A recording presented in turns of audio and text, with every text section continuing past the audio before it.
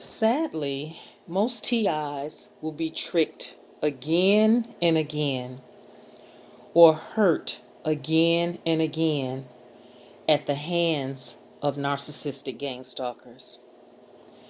And so, how does this happen? How do the narcissistic gang stalkers gain access into our lives without our knowledge or consent?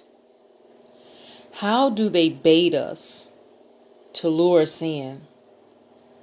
What methods do they use? And how do they become so enmeshed into our entire life before we realize the damage that they have done? How do they infiltrate and touch so many different parts of our lives and the people that we love and the people that we care about before we even realize the damage that they have done? And so on this evening, in this video, I'm going to attempt to explain that. My way of explaining it is going to be a little bit different, like something that you've never heard before. In my attempts to explain how the narcissistic gang stalker is able to infiltrate our lives without our knowledge and consent, I will be using the analogy of a tick. Yep, narcissistic gang stalkers are like ticks and fleas in so many ways. And the more you hang around them, the more they are a part of your life, the more you allow them to hang around in your life, the bigger your chances are of getting bit by one or many of their ticks and fleas. And so how are the narcissistic gang stalkers? How do they compare to a tick? Well, first of all, we have to talk about exactly what a tick is. A tick is a blood-sucking parasite that needs a host to survive. And that host can be either animal or human. And so in this analogy, the narcissistic gang stalker will be the tick, and you, my friend, will be the human host, or what they call the supply. So what does a tick do before they enter into a host? Well, first of all, the tick injects the host with a numbing agent so that the host will not feel it drilling and burrowing deep into the skin layers. A narcissistic gang stalker also injects the host or the supply with a numbing agent. And that numbing agent is called love bombing.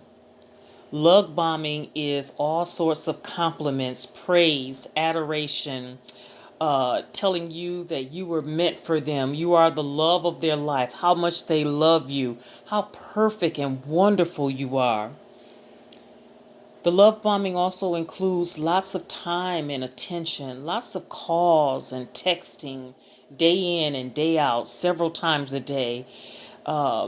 Their text or their voice is the first thing you hear in the morning and the last thing you hear at night before you go to bed. They come in and they establish a relationship with you, a strong bond with you right away from the jump. And also, the love bombing includes lots of future faking. Lots of making plans for the future with you. We're going to go here. We're going to do this. We're going to be together forever. I'm going to give you anything that you want, anything that you need. They start off being very helpful, very nice, always there for you.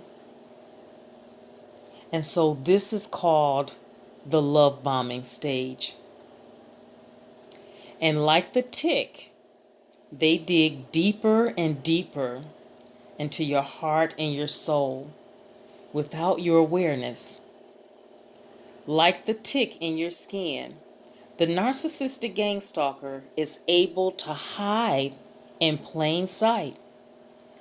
My friend, once the tick gets into your skin, it looks normal. It may appear to look like a mole or a beauty mark or a skin tag.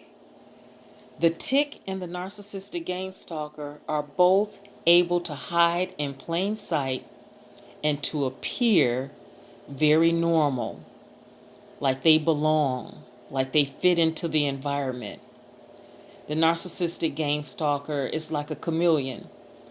They can adjust and change and shapeshift into anything that they need to be in order to fit into the environment and in order to get what they want and what they need for supply.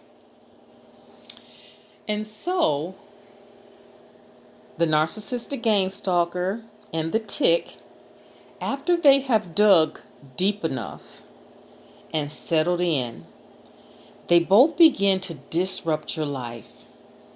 Slowly, insidiously, they begin to infiltrate every area, every part of your life.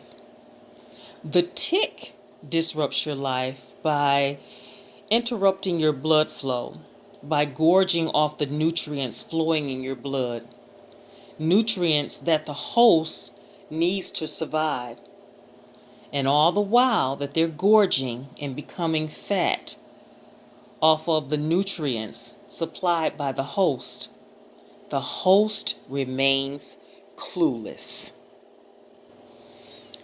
As the host or the supply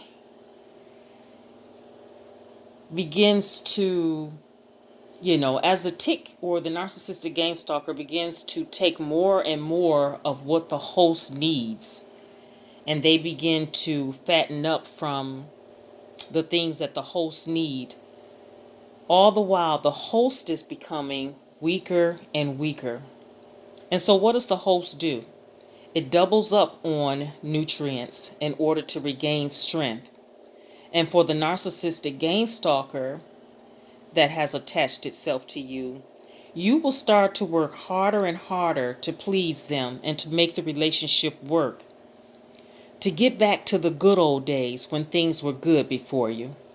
I got to cut the video short here. Join me for part number 2.